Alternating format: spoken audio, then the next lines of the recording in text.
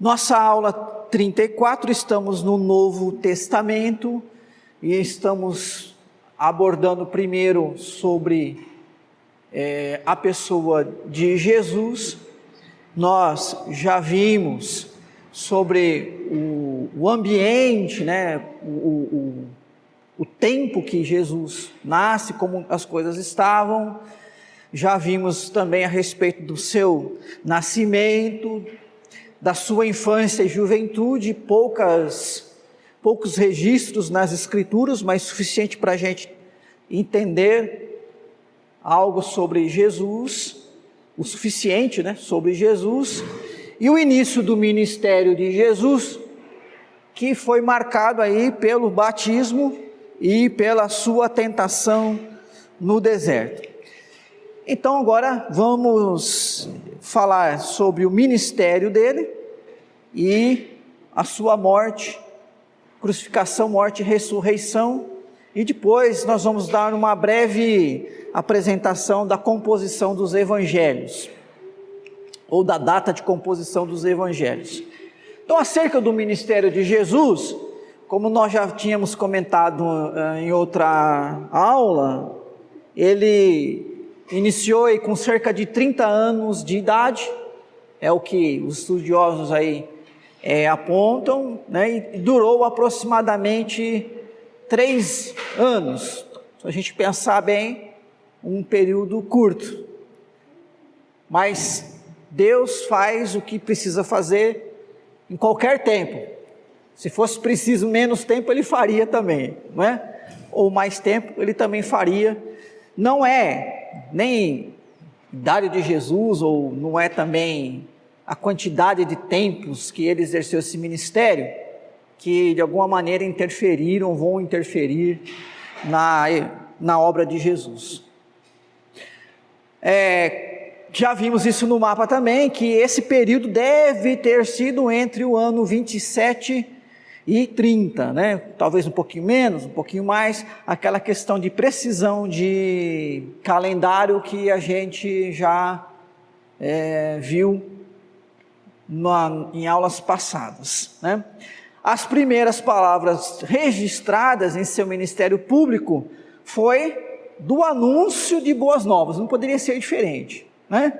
Lembrando que a boas novas a palavra grega para boas novas, né? Traduzido para o português evangelho. Então Jesus começa o seu ministério anunciando justamente o evangelho, né? As boas novas de salvação, né? Então boas novas que envolviam a declaração da chegada do reino de Deus e a convocação para as pessoas entrarem nele pelo arrependimento. Então vamos abrir lá em Marcos 1, 14, 15. Depois de João ter sido preso, foi Jesus para a Galiléia pregando o evangelho de Deus, dizendo: o tempo está cumprido e o reino de Deus está próximo, arrependei-vos e crede no evangelho. O resumo da pregação evangelística é isso aqui, e é o que Jesus começa anunciando.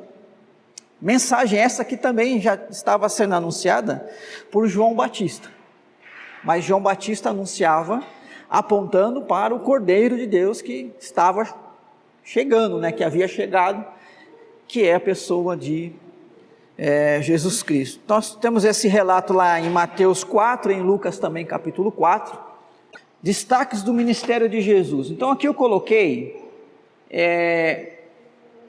basicamente o que a gente encontra nos evangelhos, das principais, vamos falar assim, principais registros das atividades de Jesus, tá? Então, olhando para os vários textos dos 4 evangelhos, o que a gente encontra? O que Jesus fez? O que ele fez nesses 3 anos? Curas. Mas curas em que sentido? Curas como demonstrações sobrenaturais do poder de Deus, certo? Então, Jesus ele não fazia curas para formar um fã-clube, para impressionar as pessoas, para intimidar pessoas, para enriquecer-se, ou financeiramente, ou em relação ao seu status pessoal, né? As curas sempre foram para que as pessoas vissem o poder sobrenatural de Deus, tanto que após as curas, as pessoas glorificavam a Deus e reconheciam o poder de Deus nos atos de Jesus. Então ele curava, né? Há vários relatos de curas. O ensino, outra coisa que muito marcante, aliás, tem mais conteúdo de ensino do que de cura. O ensino para que o povo entendesse a palavra de Deus. E isso foi importante, porque o ensino da palavra de Deus naquele momento era feita especialmente pelos escribas e fariseus, que, haviam de alguma maneira distorcido a palavra de Deus para se amoldar a um modelo que favorecia eles mesmos, Interessante como que a igreja cristã, na Idade Média, repete a mesma coisa. Ela vai moldar o ensino, a interpretação da Escritura Sagrada, a um modelo que vai garantir o seu status quo. Por exemplo, na Idade Média, para vocês terem uma ideia, somente o Papa, o único ser humano no mundo que podia interpretar a Bíblia, era o Papa.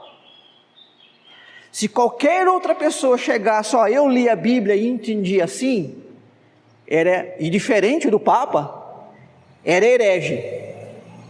Então, um homem, e a interpretação dele sempre foi favorecendo aquele modelo de uma igreja rica e com um poder temporal, um poder terreno muito grande.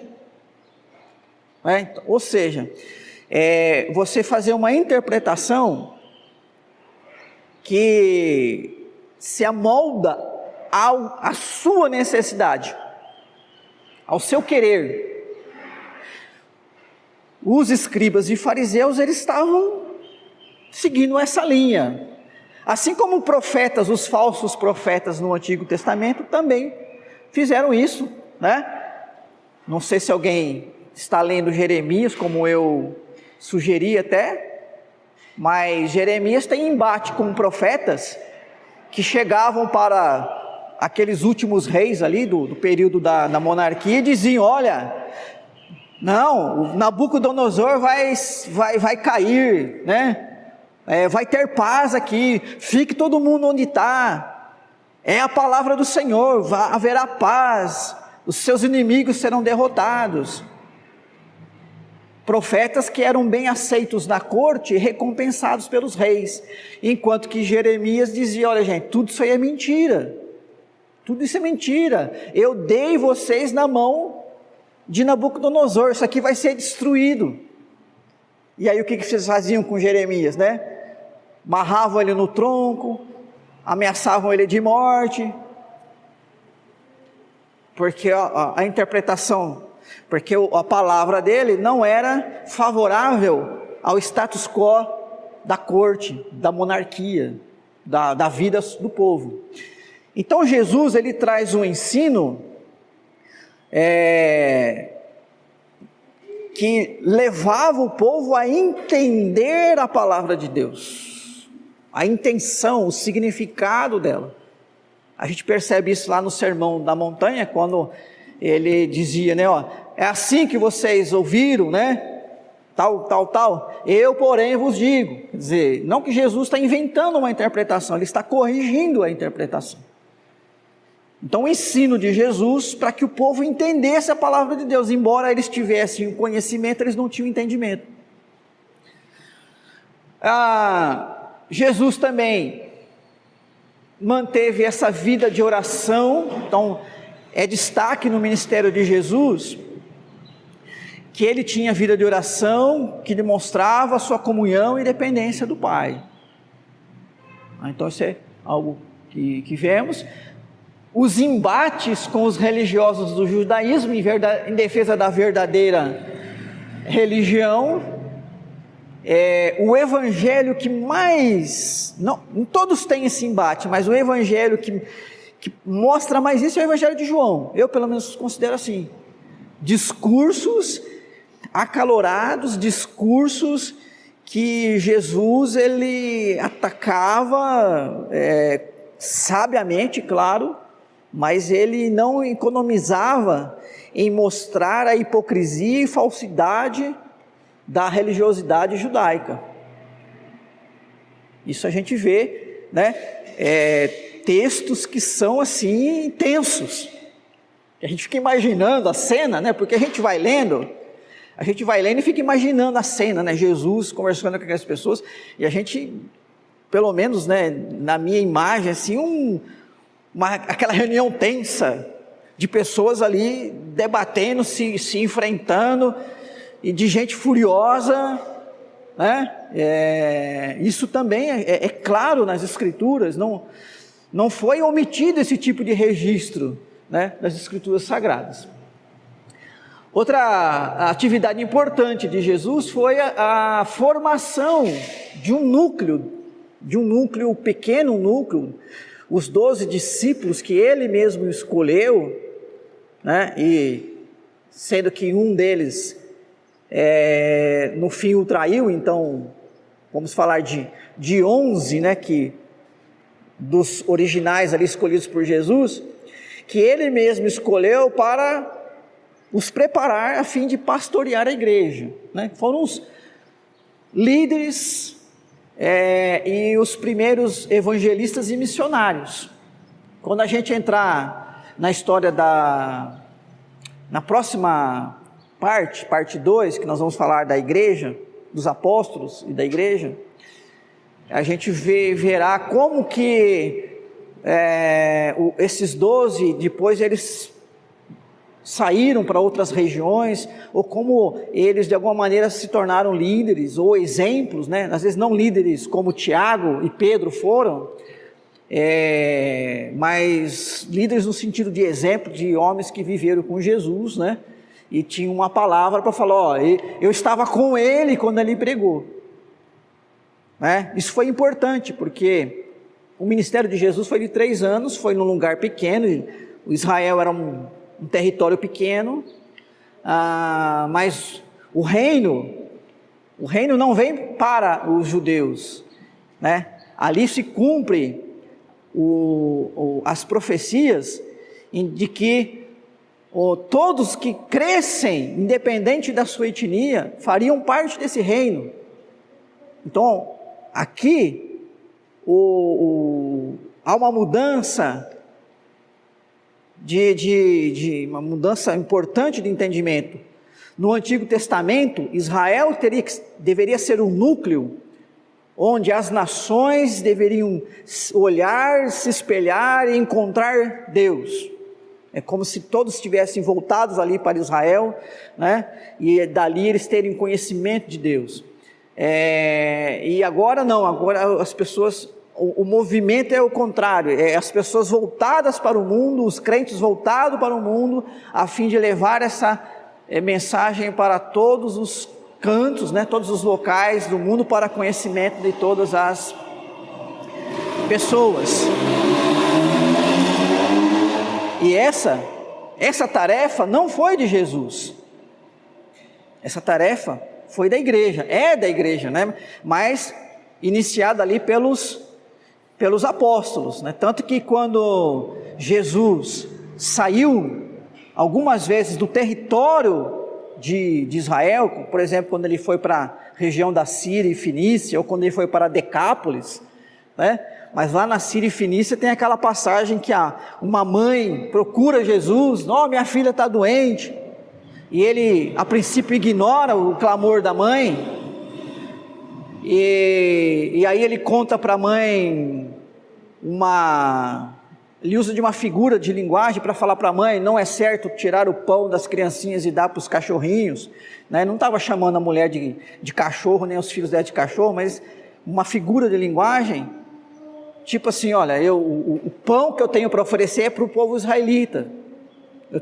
É para ele que eu tenho para dar, né? E ela falou, não, mas eu quero só uma migalhazinha, né? E ela fez isso porque ela tinha fé em Jesus. Tanto que ele diz, olha, uma mulher de fé, tua fé salvou, vai, tua filha está curada, né?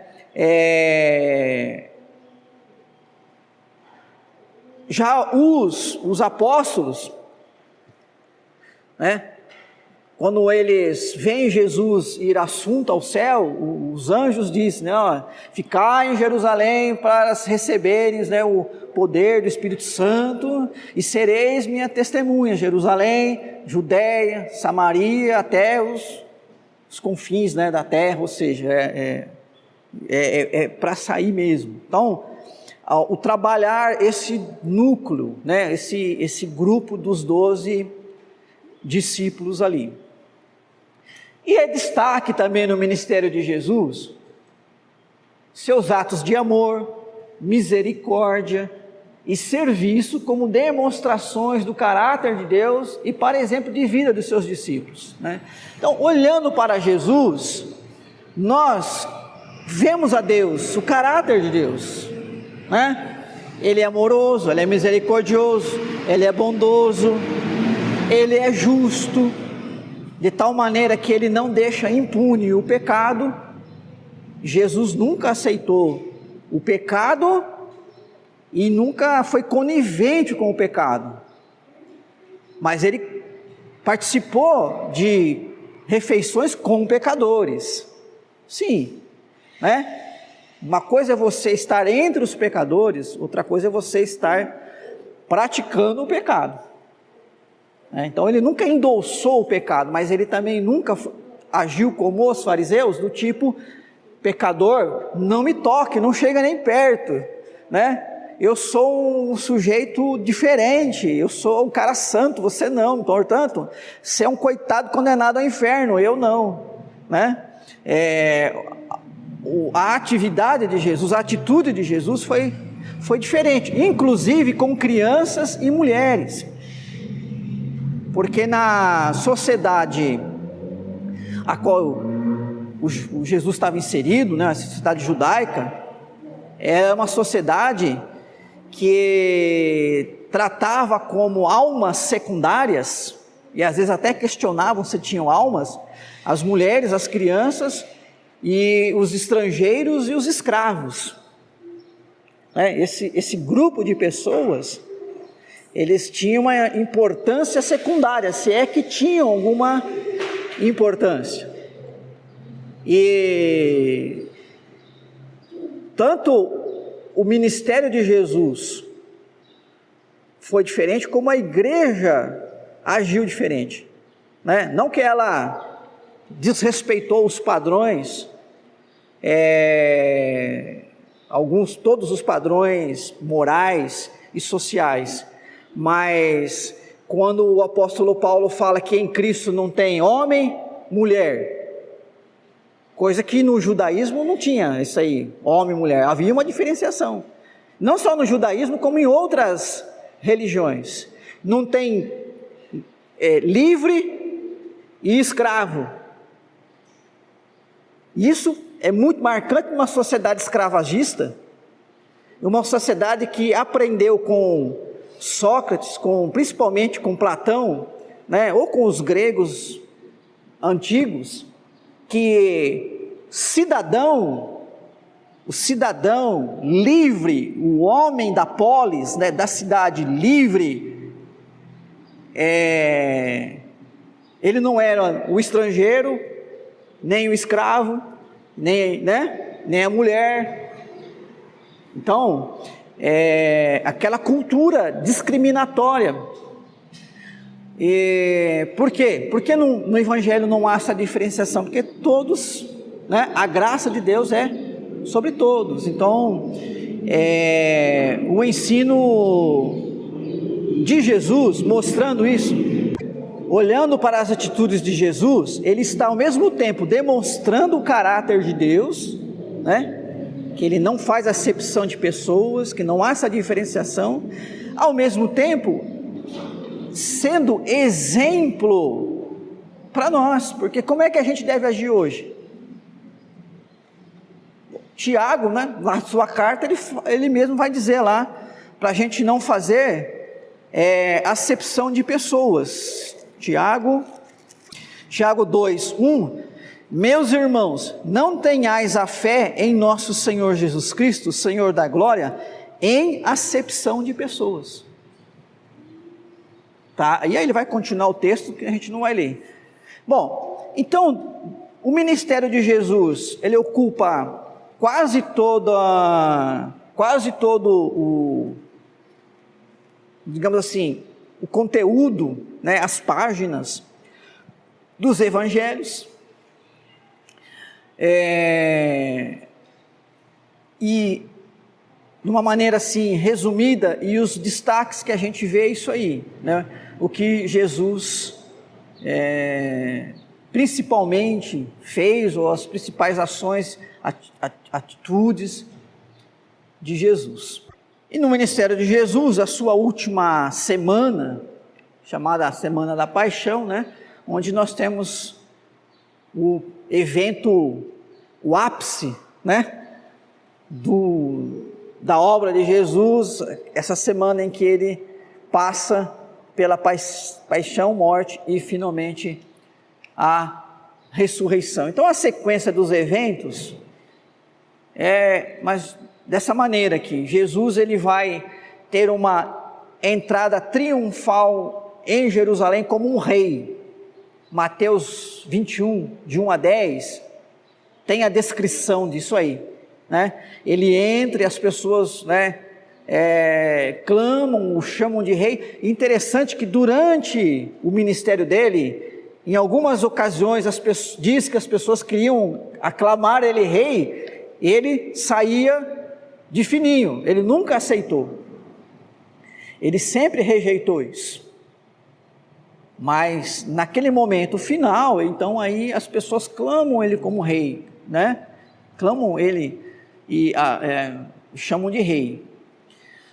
Ele entra em Jerusalém, ele participa com os seus discípulos da última ceia, que a gente usa como um fundamento importante para a nossa Eucaristia, né? O nosso sacramento. João 13, 4, 5 tem esse relato, mas não é só João que tem esse relato, mas eu destaquei aí João 13, 4 e 5, a última ceia. Aí vem o momento do Getsêmani, quando eles vão lá, ele e os discípulos vão lá para o Getsêmani, Marcos 14 tem esse relato, ali que ele vai ter um momento de oração, que os discípulos vão morrer na hora, os discípulos vão dormir na hora da oração, né? E ele vai suar gotas de sangue, em que Jesus faz aquela oração tão conhecida, né? Pai, se possível, passa de mim esse cálice, mas seja feita a tua vontade. Então é aquele momento iminente, porque o próximo acontecimento é a traição de Judas, né? Então estava ali Jesus, e aí chega, né, os enviados lá do Sinédrio para prender Jesus. Importante relato que acontece paralelo ao momento em que Jesus está preso lá no Sinédrio, é a negação de Pedro, né? Marcos 14 traz esse relato, também há relatos nos outros evangelhos. João relata isso também pormenorizado, com pormenores,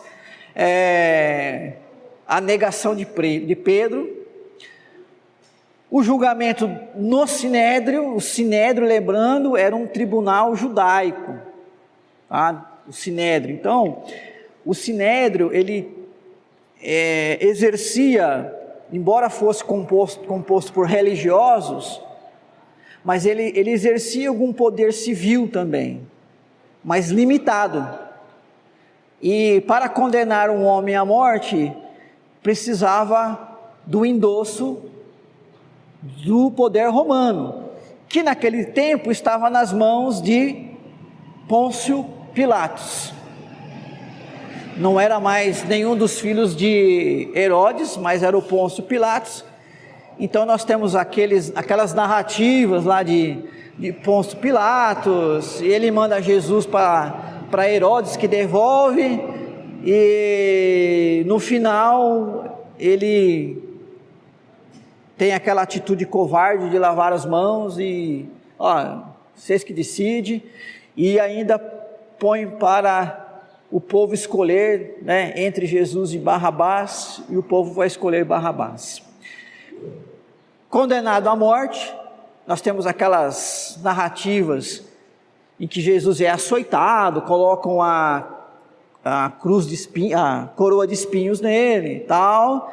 Jesus carrega a própria cruz. Isso era também uma maneira como a punição por crucificação acontecia. Carrega a sua própria cruz. Em algum momento ele não aguenta, né? Porque ele havia sido chicoteado várias vezes, né? Estava bem ferido. Então aparece ali o Simão de Cirene para ajudar Jesus a carregar a cruz. Lucas 23, nós temos aí o relato da crucificação e morte de Jesus, por exemplo, Marcos capítulo 15, e o sepultamento dele, né, foi numa rocha, Marcos 15 também, e depois o relato da ressurreição, João 20. Não é que é só João 20 que vai falar da ressurreição, tá? Eu coloquei aí um texto, né, de cada evangelho, mas existe aí esses relatos, principalmente dessa última semana, nos 4 evangelhos. Alguns detalhes aqui, outros ali. Com relação aos evangelhos, que são os 4 livros que registram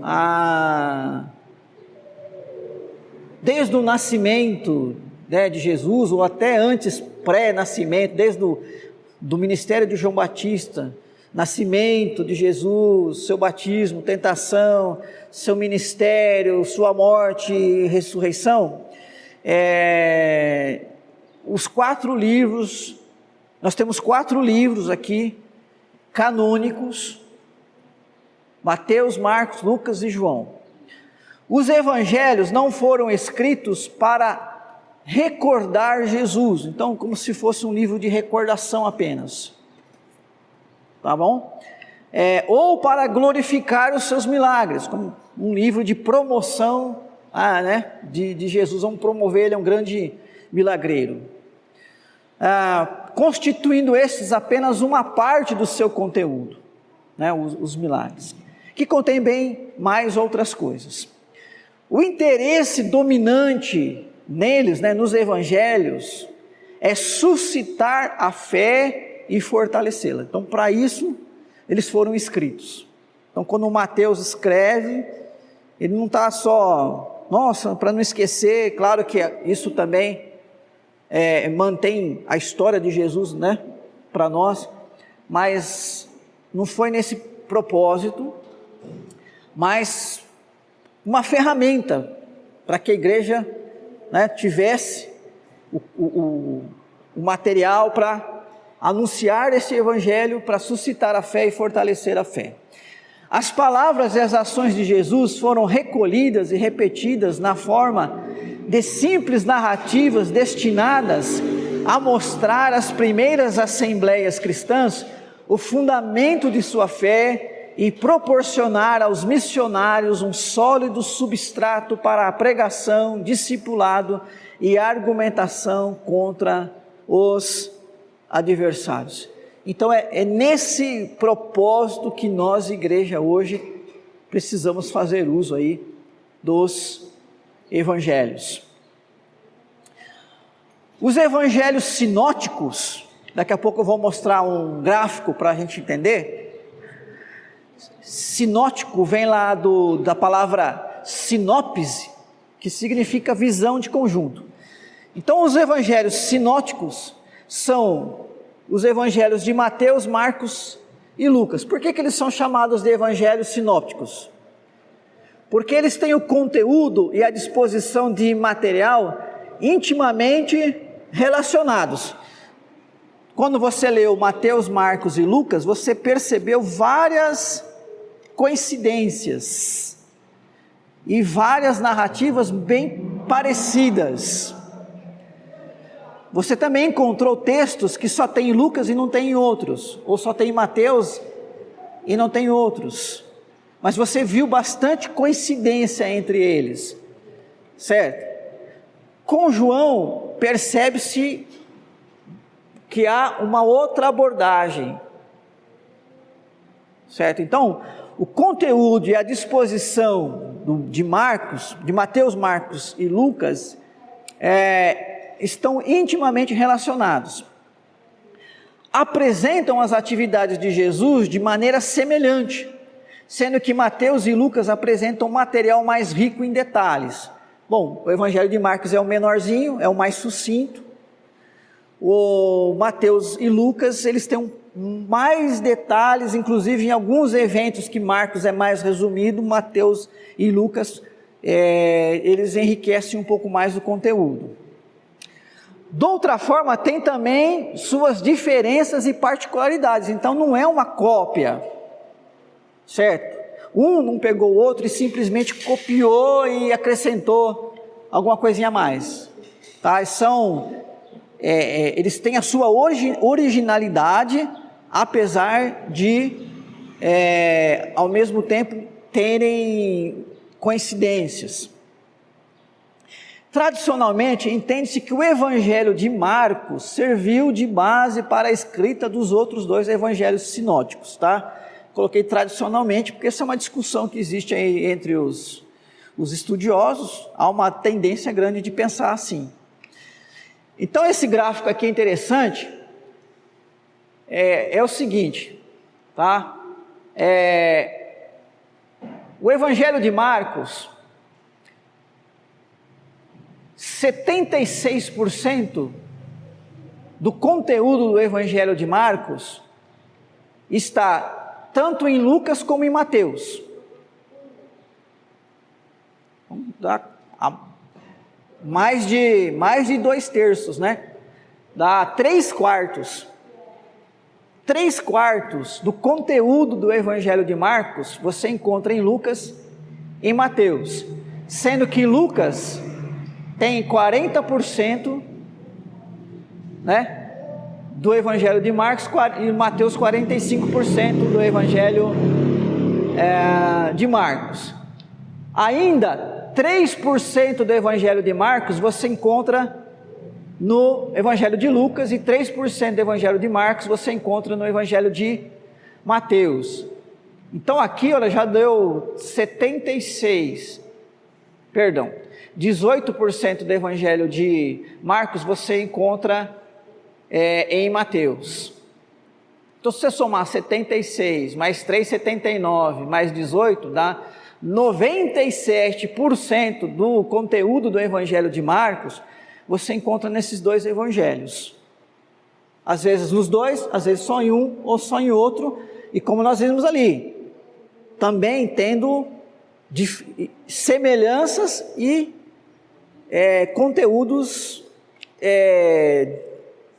em que Marcos e Lucas são mais ricos, Mateus e Lucas são mais ricos, tá? Então por isso que há esse entendimento de que o Evangelho de Marcos ele serviu de alguma maneira de base para os outros evangelhos, mas veja que de todo o Evangelho de Lucas, só 40%, né, você pegar em número de palavras ou versículos ali, é de Marcos.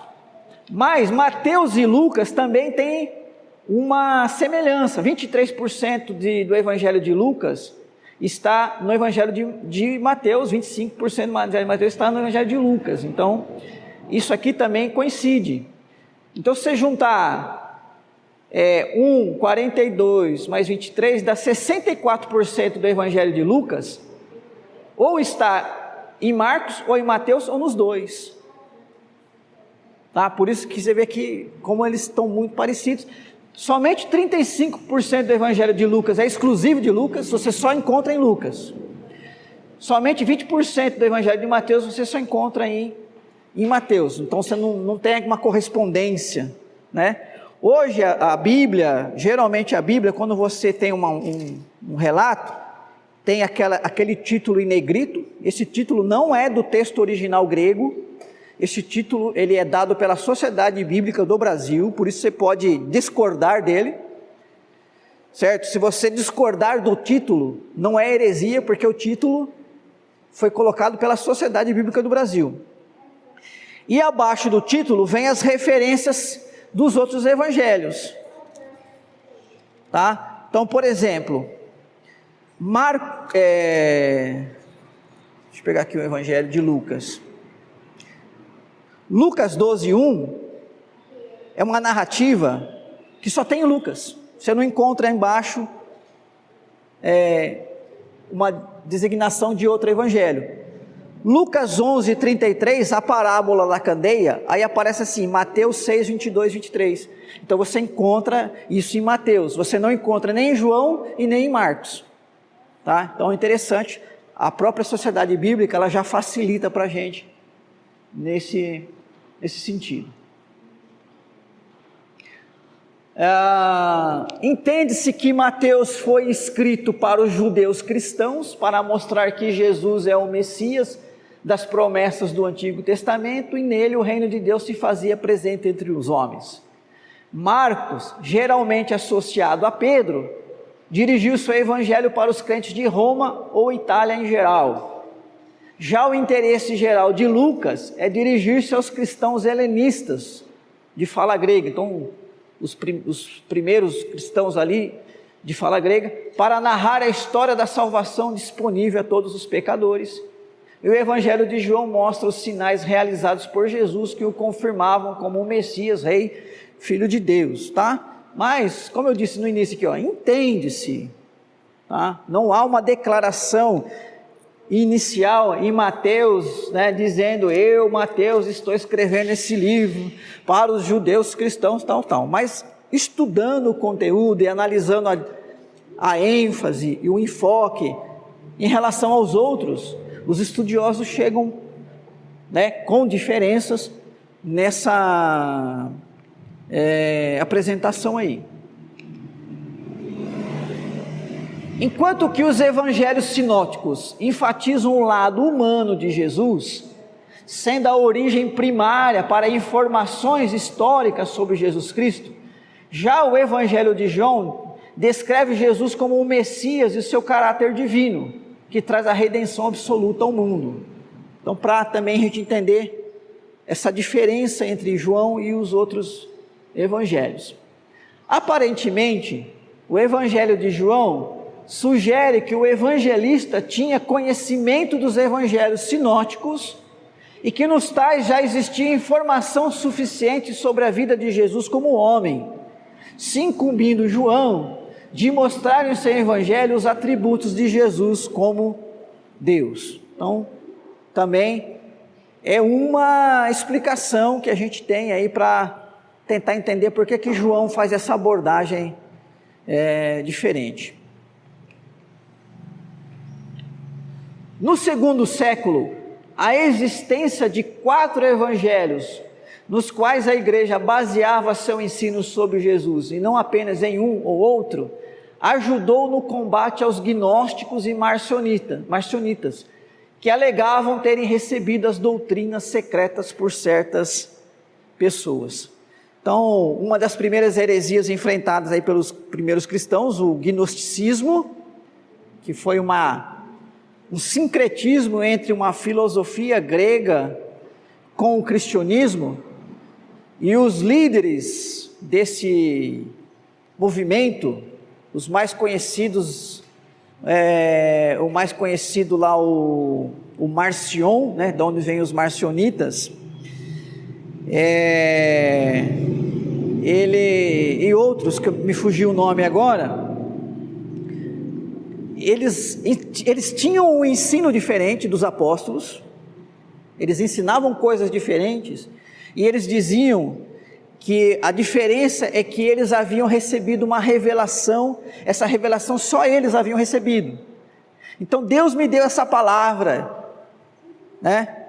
E para combater isso, então os cristãos diziam: não, nós não somos baseados, a mensagem ortodoxa, a mensagem cristã, verdadeiramente dos apóstolos, ela não é baseada numa revelação que um homem teve, né?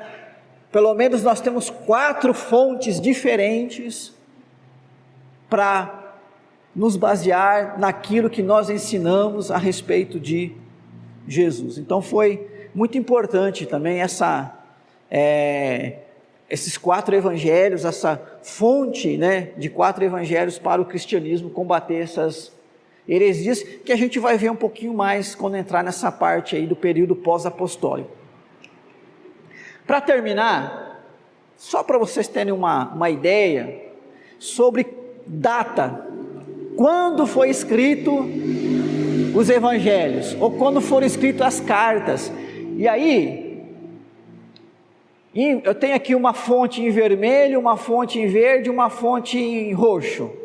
A fonte roxa é a Bíblia de Genebra, então digamos que é a data tradicionalmente aceita aí pelos reformados, né?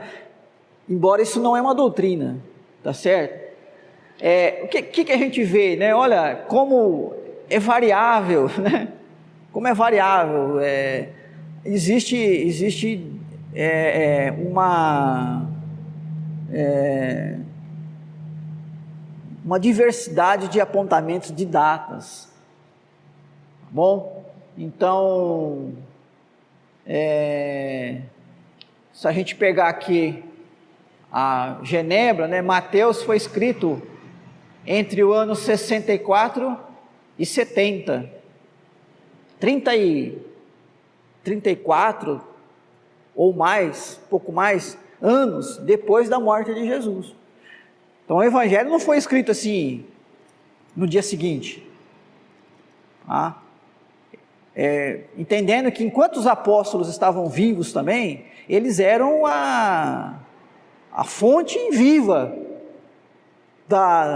do ensino de Jesus. Lucas e Atos, um pouquinho antes, anos 62, e Marcos, anos 60, cerca do ano 60. Então, isso aqui confirma aquele